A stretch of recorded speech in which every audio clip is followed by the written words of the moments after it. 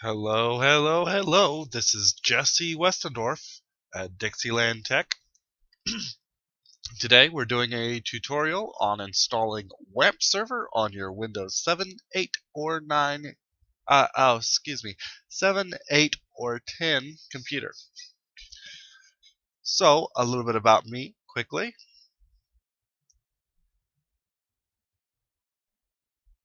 This is me, Jesse Westendorf. I am sole proprietor of Dixieland Tech and freelance web developer and designer. Whoops. This is me in the lovely bow tie here. Uh, and I just began a blog, and this is December 2015, right here. If you have any questions about anything on this tutorial, you can always go to blog.dixielandgems.com and go to ask a question here. And we'll try to take care of you the best we can. So, to start off this tutorial, we're going to have to download and install WAMP. So, using the magical powers of Google, type in WAMP server download. Go straight to it. Alright, and we'll go to start using WAMP. And we have the option between 32 and 64. And since I am directing the the technicality of this tutorial uh, to barely computer literate to coders, uh, I will go ahead and add a quick way of telling if you have 32 bits or 64 bits computer. Go to your start menu. In Windows 7, you'll right click on my computer, but since I'm on Windows 10, I'm going to right click on File Explorer and click Properties, just as you would click Properties on my computer. And here we have 64-bit operating system on system type. So we'll go and download 64-bit file.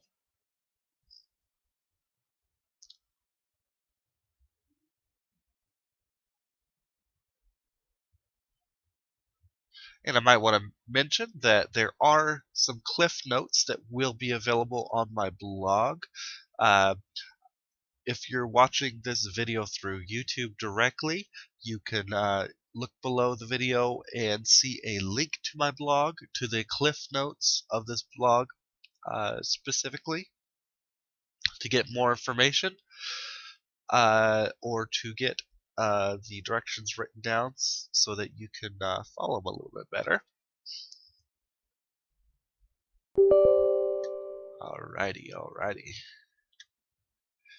Alrighty. Now, the thing about the WAMP server is you can go convention over configuration. There's not much to change. There's no even though it's free software, there's no secretive adware or anything like that. Pretty basic everything. So we'll just extract them as necessary. And while this is extracting, I would like to see if you would take a moment to take a look at our sponsors, as they help keep our content free. And I will get back to you as soon as this is done extracting.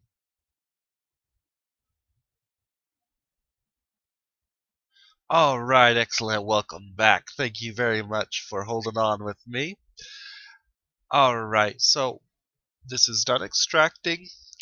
You more than likely will not see this message because I've already have this installed, and so this is regarding the current index.php file on there.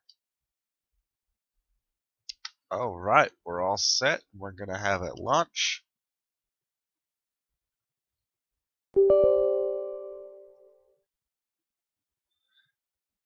Okay, so I'll have several. I'll give you a quick rundown of where everything is. First of all, we'll see this the little red W will turn orange, then will turn green.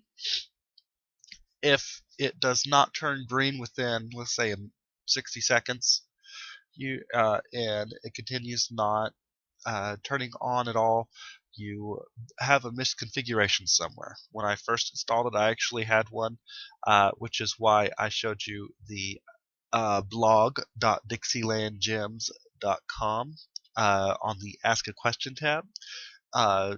Let us know what that issue is, and we'll try to help you.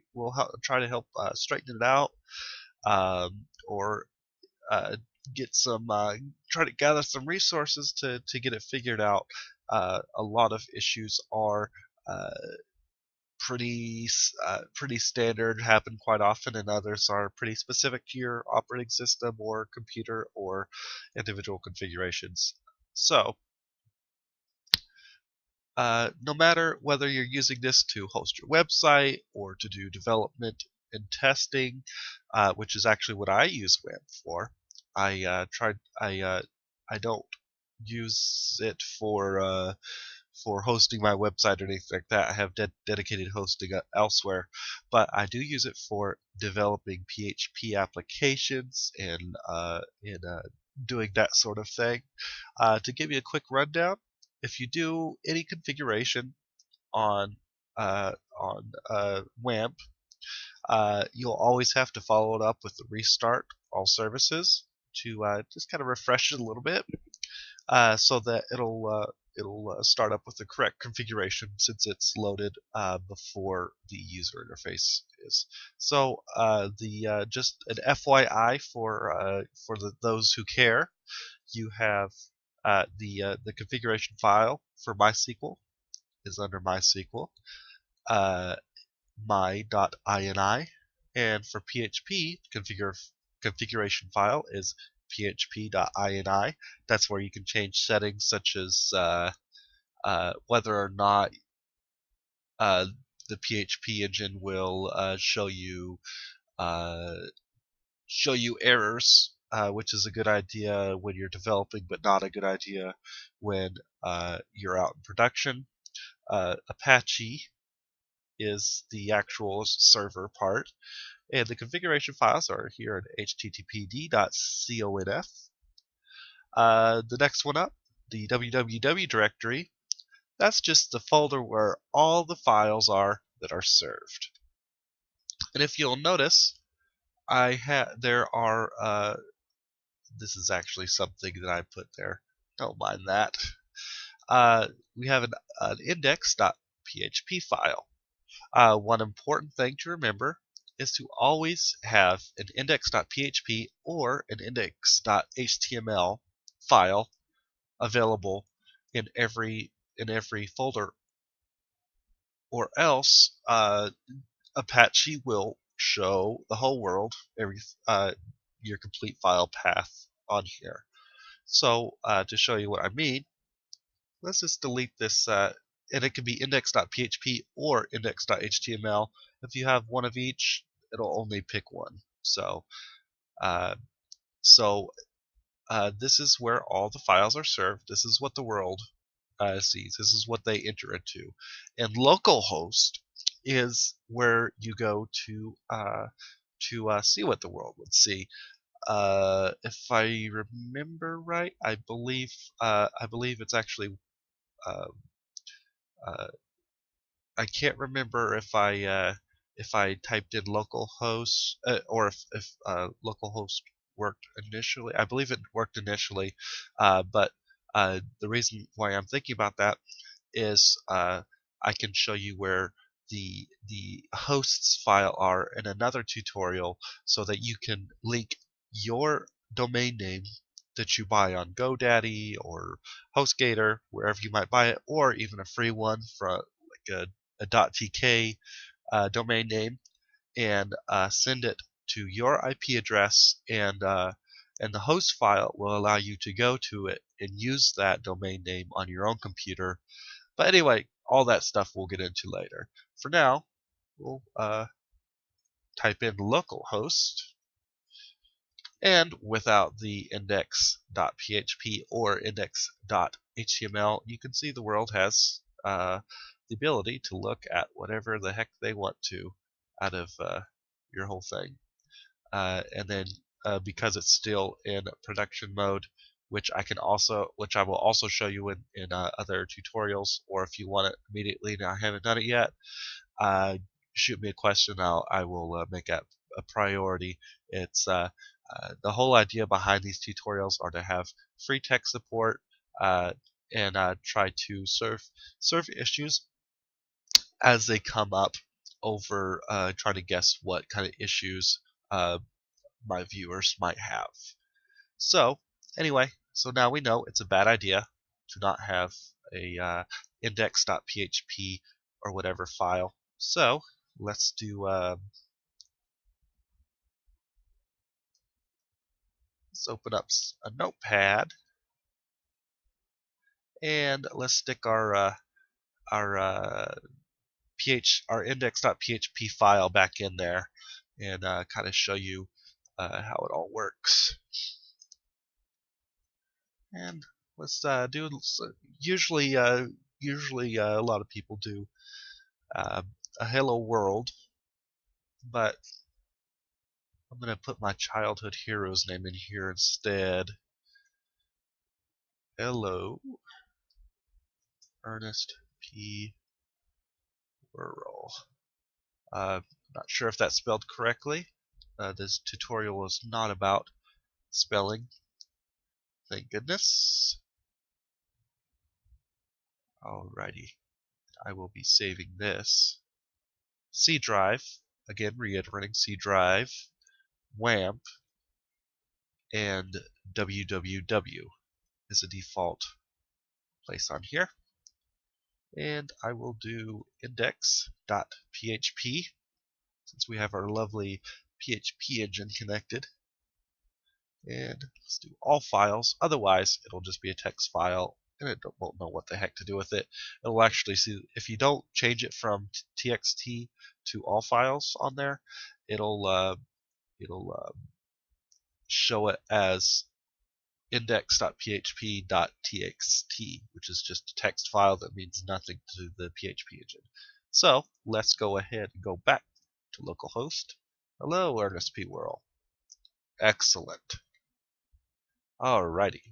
So now with that out of the way, now that we understand that this is where all the files are that the whole world can see, or you can also put it offline or whatever. But the main idea is this is what the world can see usually. So the next line, we've looked at configuration files, the www directory. Now we have a little thing called PHP MyAdmin. It's a PHP page under localhost PHP MyAdmin that has everything with your database, your lovely SQL database, or MySQL database. I'm sorry. And for all you trigger happy hackers out here, just because there's no password on here, this will actually be fixed by the time you ever have a chance to think about hacking my computer. So, but this is the thing. When you do install it, you do need to set some passwords on here, and I will also supply a tutorial on that if it's not already available. When you see it, please go to Ask a Question on Dixieland, the blog.dixielandgems.com, and hurry my butt up so I can get that over there for you. So, next on the list, my projects. That's just the list of folders that are in the www directory. See, vendor folder. My projects. Hey, vendor. What a coincidence. Alright. And then last but not least is localhost. All that is just a shortcut to the browser to show you what the world can see as displayed earlier. Alrighty, so that's the end of the tutorial. There's other specifics and other fun little knickknacks that we will do, but that are not to be concerned with right now, but in a different tutorial. Thank you for keeping up with me, and hope to see you soon.